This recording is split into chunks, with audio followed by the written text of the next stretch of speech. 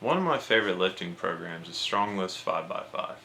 It's a meat and potatoes type of lifting routine that provides excellent results to both beginners and intermediate lifters.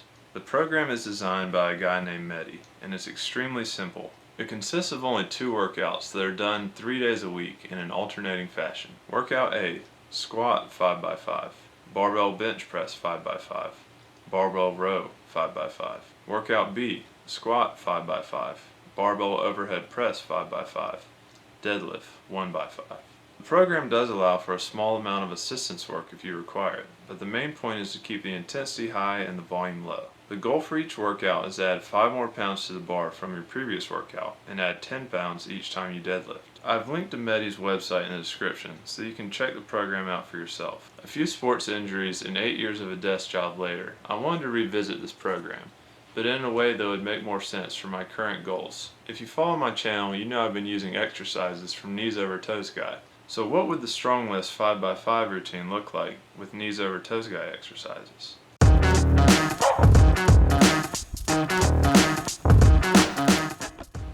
Workout A. I replaced the standard squat with the ATG Split Squat. This is a staple in Ben's programming and a move I've really come to love. It took me quite some time to build the range of motion to be able to do these on flat ground.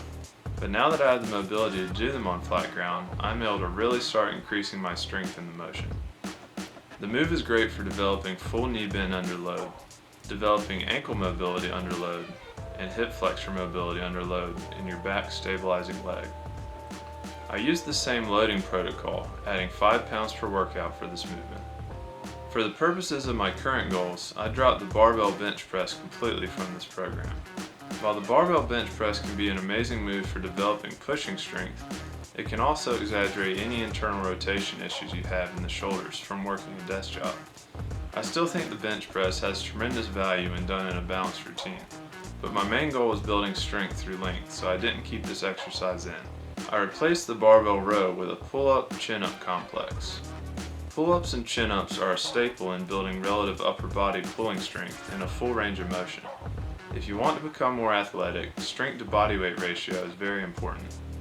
Weighted calisthenics like weighted pull-ups are one of the best ways to know you're building strength to body weight ratio. Instead of adding 5 pounds each time like the other lifts, I found adding 2.5 pounds each workout to be more sustainable. One thing that Mehdi does not implement in his program is direct ankle and lower leg training. I believe this is one of the major flaws with this program, especially as it relates to athleticism, longevity, and injury prevention. Because of this, I added in single leg calf raises as my third 5x5 exercise. I think there's great benefit in training the gastrocnemius in a lower rep range with heavier weights because we already train them in such a high volume way through our daily lives, just by walking and being active. I found progressions in the calves to be slower for me when lifting in a single leg fashion, so I only increase weight by 2.5 pounds every 2 weeks on these, rather than every single workout. Last but not least, I added in an additional lower leg accessory exercise to target the tibialis. I used the Tib Blaster for a 3x8 and finished my last set off with an additional 8 reps of tibialis raises on the wall. The Tib Blaster is available for purchase from my brand, the Tib Factory, and I will link to this in the description. Tibialis strength is an important factor for athleticism, as well as knee and ankle health. Having a strong tibialis serves as your first line of defense for force absorption, and will keep you from having shin splints, as well as taking excessive force through the knees that you can't handle because of weak ankles and lower legs. Like the single calf raise, I increased the weight in the Tib Raise by 2.5 pounds every 2 weeks. For workout B, I decided to replace the squat with the Poliquin Step Up instead of doing ATG Split Squats again. In StrongLifts 5x5, you squat every session. I wanted to continue to focus on both the bottom and top range with both the ATG Split Squat and the Poliquin Step Up. The Poliquin Step Up is excellent for directly training the VMO and patellar tendon. The slant board I am using is available through my brand, the Tib Factory, and I will link to it in the description. Like the ATG squat, I increased the weight 5 pounds each session for the Poliquin Step Up.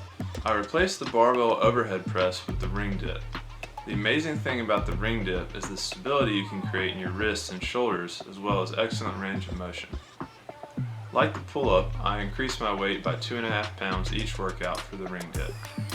I progressed through a series of bands with added weight to eventually get to full range bodyweight ring dips. If you are new to the rings, be prepared to be much weaker than you are in a traditional bar dip. It's a humbling exercise and something you should really take your time with, because if you have any shoulder elements, they will not be used to pressing through this full range of motion, while also keeping yourself stable. Pull-up bands are an excellent tool for making this progression work, and if done correctly, you will build great stability and strength through length, through the shoulders, wrists, chest, and triceps. I replaced the deadlift with the Nordic Curl. I kept the same 1x5 protocol and was able to work my way up to 5 full-range bodyweight Nordic curls. I did 3 ramping warm-up sets of 2 before my working set of 5. I have a separate video outlining my exact Nordic curl progression, and will link to this in the description. The accessory lift I added to the B-Day is a 3x8 banded pull-up bar. This may be the single best exercise you can do if you spend a lot of time at a desk with your shoulders rolled forward. It's great for building stability in the shoulder and scapula and improving your posture. I just finished running this program for 12 weeks and I'm extremely happy with my progress. My most notable gains in the program were progressing to a 1x5 bodyweight Nordic curl, as well as full range pain-free bodyweight ring dips for a 5x5. You can cater the exercises to your specific goals, but the main thing to remember in a 5x5 protocol is to focus on intensity rather than volume, and making consistent progress week after week. If you like the video, give it a thumbs up, and subscribe for new videos every week.